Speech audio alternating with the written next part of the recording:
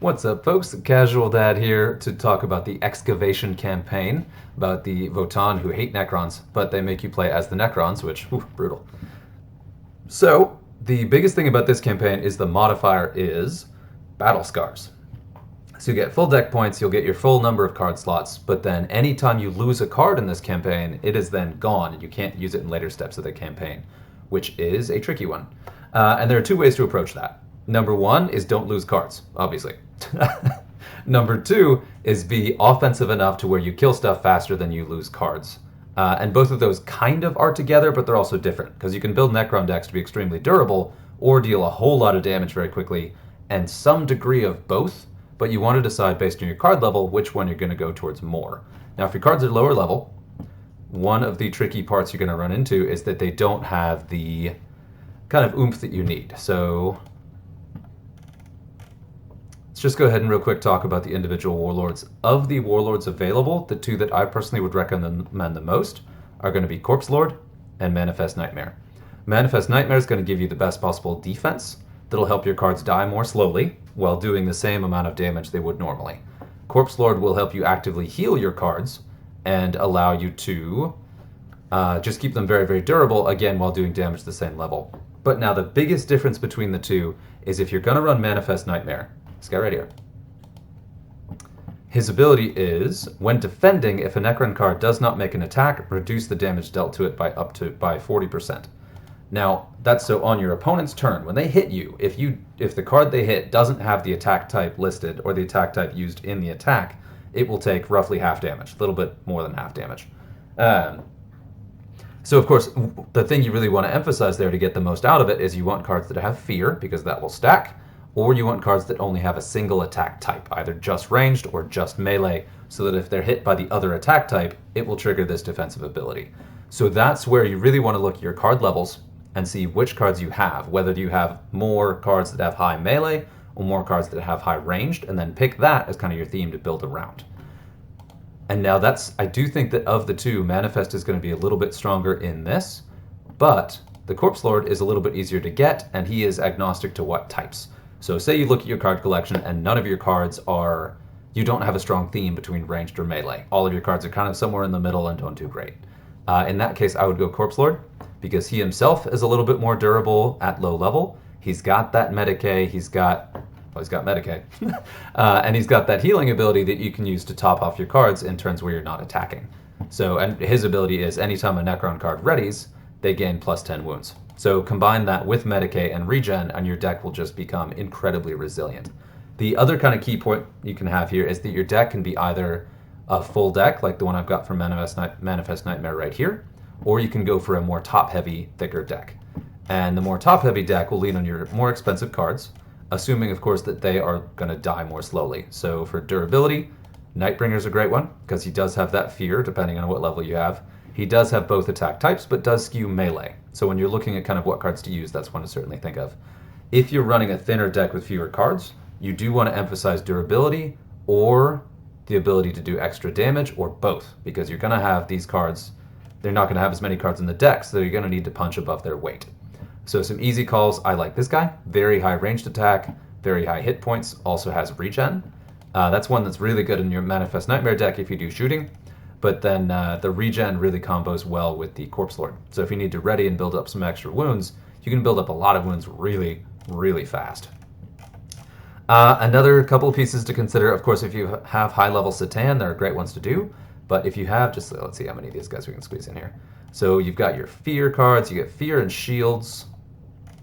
Those three are really good main line that'll get you through the first few levels without losing anything. And that's another thing too. You're thinking about the length of the campaign, because losing cards is one thing, but losing them early versus losing them late are different. At some point, you're going to hit your ceiling, you're going to lose cards.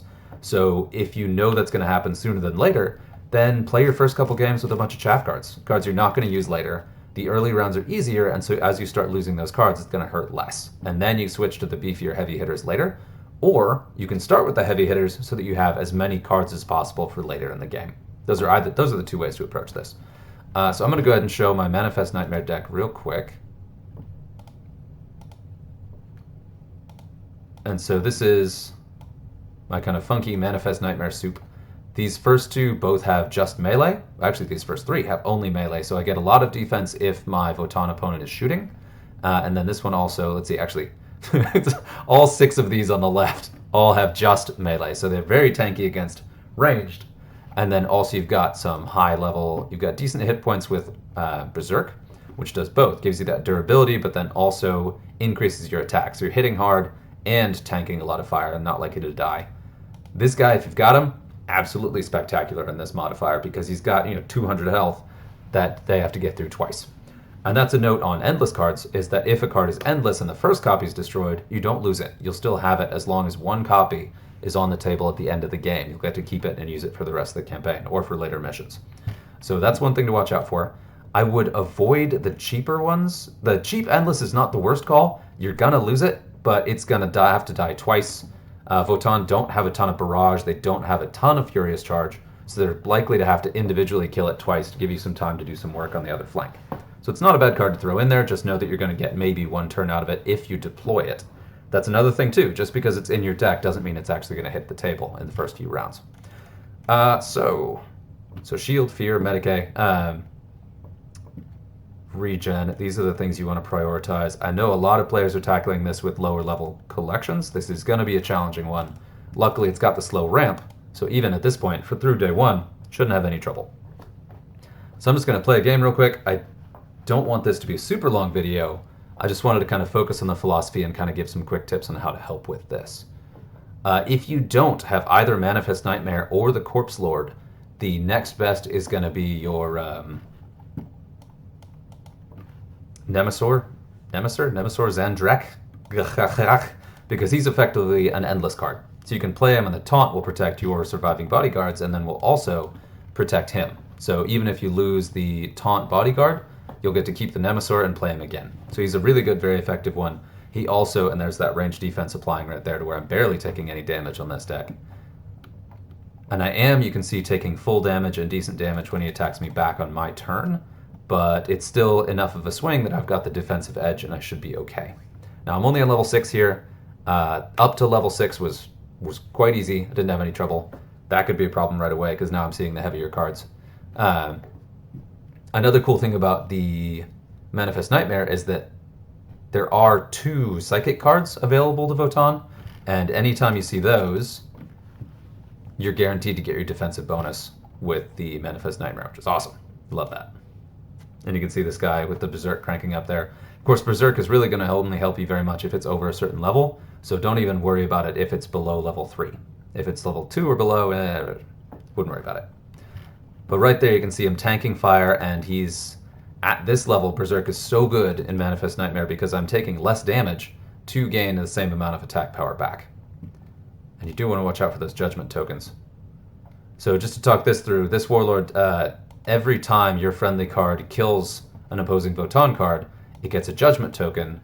That means that it will take a minimum of 15% of its starting health from any attack. So if somebody hits you with a barrage attack that would have been 3 damage, or the Manifest Nightmare reduces incoming damage, I believe it overrules it, it'll start taking more damage more quickly. So that's definitely something to watch out for. We're going to play another one to see what else we hit. I am hoping to see the other Votann Warlord, and at the moment, as far as I know, there may be another one hidden in here, who knows. At the moment, there are only the 2 Votann Warlords. There is Uthar, the Destined, who has that judgment token technique I was talking about. We'll see if we can get that to trigger this game. And then the other is Etok War Speaky. Let's load this guy up to do some horrible damage.